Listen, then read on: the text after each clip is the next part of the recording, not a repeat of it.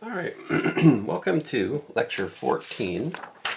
It's on the group of units and Euler's function. This will be a pretty short one. The more technical aspect of this, I think we've actually already gone through in another lecture, but I'll just run through it right quick again here. So Zn is the group of modular integers, if you like, and remember how we define multiplication and addition by adding the representatives. We noticed that 1 is the multiplicative identity, it's commutative, so and furthermore it's associative, right? Because it's associative because the multiplication of integers is also associative, and that transfers back to Zn. And so in fact we can prove that Un, which is the set of elements, brackets x or bar x, whatever notation you want to use for it, such that representative is relatively prime to n. Well, this is Un, and that forms a group under multiplication. All right, group meaning it's closed under multiplication of the set. It's an associative operation. It's got identity, and it's closed under inverse.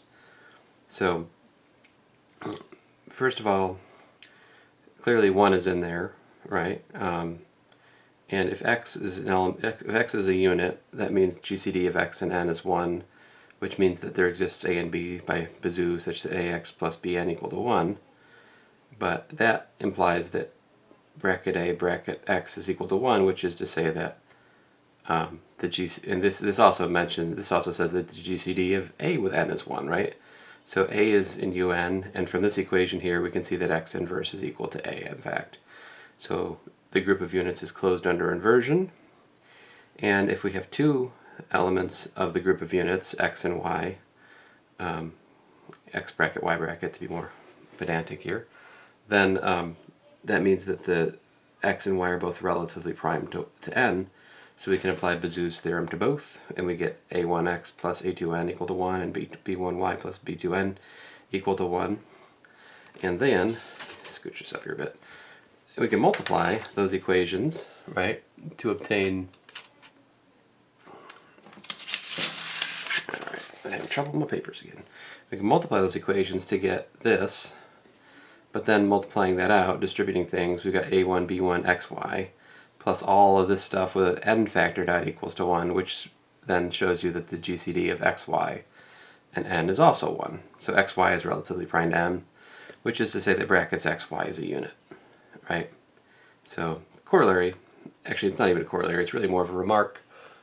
Un is the set of congruence classes, right, such that they have an inverse. All right, so there's that. Now, so just to reiterate, Un is the group of units. It's called the group of units because it is a group in the mathematically technical sense of the word group. And we define Euler's function, the Euler phi function as it's often called, to be the order of the group of units, mod n. All right? What that is the number of relatively prime positive integers smaller than n. So let's just look at it for a bunch of cases. Example 1, there's only one number relatively prime to 2, namely 1. So 1 bar is it for U2, which means phi of 2 is 1. The group of units mod 3 is 1 and 2, and so that means phi of 3 is 2. The group of units mod 4 has 1 and 3, because 2 and 4 have a common factor with 4, obviously, and so the Euler phi function of 4 is 2. The group of units mod 5 contains 1, 2, 3, and 4. Those are all the numbers relatively prime to 5 and less than 5. All right, and that gives us phi of 5 is 4. The numbers relatively prime to 6 are 1 and 5, because 2 and 3 and 4 and of course 6 all have common factors with 6. And so phi of 6 is 2. Phi of 7, it's got, well, the group of units mod 7, 1, 2, 3, 4, 5, 6, so phi of 7 is 6. The group of units mod 8, it's got a 1, a 3, a 5, and a 7, because 2 and 4 and 6 share a common factor of 2 with 8, right? And of course 8 isn't in there because 8 is 0. 0 is never in there. So phi of 8 is 4. As you can see, it's kind of a roller coaster here, right? It's going up, it's going down. The pattern for phi, if you were trying to find a formula for it here, it's kind of funny, isn't it? We will find a formula for phi, I believe, in the next lecture. All right. Although I never really advocate using that formula. The formula is just a kind of a guide for how you figure it out. Anyway, let's see here. U of 9, you got your 1, 2, 4, 5, 7, 8. You're missing multiples of 3 there. So phi of 9 is 6. The group of units mod 10 is 1, 3, 7, and 9 because you got to lose your 2, your 4, your 5, or your 6 because those all share a common 8. Those all share a common factor of 2 with 10. So phi of 10 is 4. Just move it up a bit here. Of course, the group of units mod 20, you've got 8 things in it. These are all the numbers which are relatively prime to 20. So phi of 20 is 8. Here's 72, just for kicks.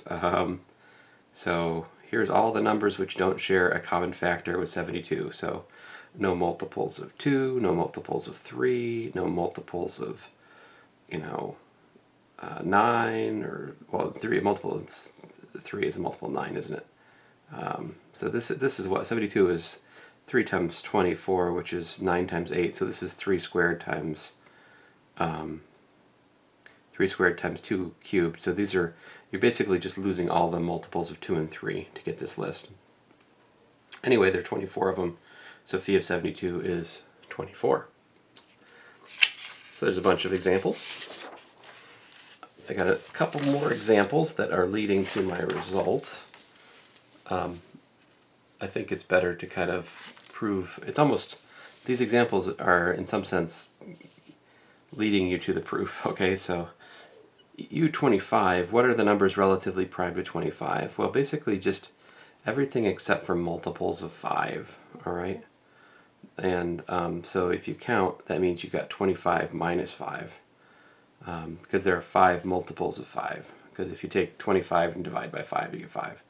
So the counting is 20. There's 20 relatively prime numbers to 25. What happens if, so 25 of course is 5 squared, right? 27 is 3 cubed. But again, what you're missing in this list of relatively prime numbers are multiples of 3. If you just look at it, you're missing 3, 6, 9, 12, 15, 18, 21, 24, 27. These are the multiples of 3 which are missing from this list. So how many multiples of 3 are there in the set from 1 to 3 cubed? Well, there are 3 cubed divided by 3, namely 9. There are 9 missing multiples. And so we get the counting 27 minus 9, which is 18 in this list. Phi of 27 is 18. All right. And I think that pretty well illustrates the pattern. Here's the pattern. So the pattern, I'll move this up just a bit.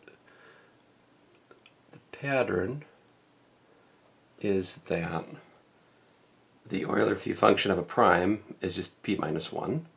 The Euler phi function of prime squared is p squared minus p. Then Euler phi function of p cubed minus p squared. Generally, p to the k is p to the k minus p to the k minus 1, because what you have to do is you take the list of all p to the k things and you subtract multiples of p. How many multiples of p is there in the list from 1 to p to the k?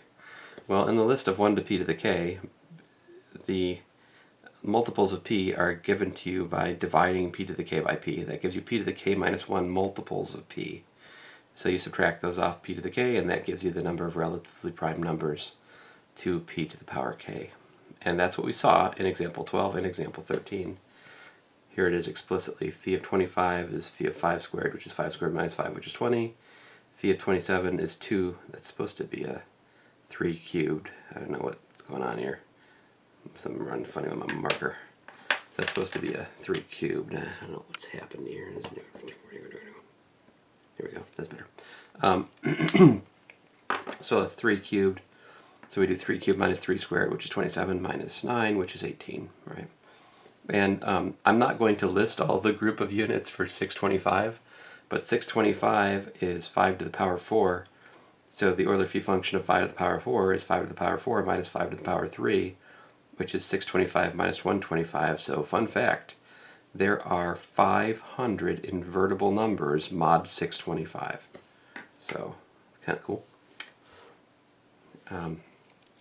So obviously you don't want to actually like list the whole group of units for like large moduli, right? Knowing this theorem is important to calculate the Euler phi function. And then, of course, I should mention, as we saw in the last lecture, if I recall correctly, we looked at the fact that let's see here, I've got it sitting right here. Let me find it. Where was that thing? In our proof of Fermat's little theorem, remember we used this in a finite group with order g is n. We have x to the n equals to the identity for every x in the group, right? So that theorem of group theory applied here gives us Euler's 1760 theorem, namely this, that if a and n are relatively prime, then a to the Euler phi function of n is congruent to 1 mod n. All right, here's the proof. Well, the order of the group of units is phi n. So if GCD of a and n is 1, that means that a brackets is in the group of units. Thus, that element of the group raised to the order of the group is equal to 1 in the group, the identity in the group, right? But this equality in Zn gives us what? This gives us the congruence a to the phi n in modulo n, right? This congruence corresponds to this equality in Zn. And there you go. That's Euler's theorem. One of Euler's many theorems. So here's an application of it. So since phi to the 625 was 500, right? And 121, which is by the way 11 squared, is co-prime to 625, we find from Euler's theorem that 121 raised to the 500 power is congruent to 1 mod 625. That's not a bad calculation, is it? That's pretty nice. Because actually sorting through this directly would be, a bit of a pain. Here's another, an example 16. I noticed, we saw a phi of 20 was 8, remember? And notice that the 3 and 20 are relatively prime. And so that means by Euler's theorem we have 3 to the 8 is congruent to 1 mod 20. So that's, that's pretty nice. Here's the proof of it. I mean, here's the details of it. 3 to the 8th is 3 times 3 to the 7th. And, well, this isn't the proof of it. This is I'm doing something here. I want to show you, if I have 3 to the 8th is congruent to 1 mod 20, that means that 3 times 3 to the 7th is congruent to 1 mod 20, which is to say that 3 to the 7th is the inverse of 3 in Z20. What is that? What is 3 to the 7th, though? It's this, which is 9 times 9 times 27, which is 81 times 27. So 81 mod 20 is 1. 27 mod 20 is 7. So see, 3 to the 7th is congruent to 7 mod 20. And so, yeah, of course, inverse of 3 is 7, right? Because 3 times 7 is 21, which is 1 mod 20. So Euler's theorem, it is useful in the sense that it gives me this theorem down here, right? Corollary. If A is in UN, then the inverse of A is the congruence class of A to the phi to the n minus 1, right? Because of this calculation right here. But just because you have a formula for the inverse doesn't mean it's a very useful one. Like I find for actual practical calculations, this tends to be kind of a rabbit trail in terms of actual computation of A inverse. The remark is a pretty good example of that. To find the inverse of 3 mod 20, it's just easier to just think about it and guess it, or to use the vector Euclidean algorithm.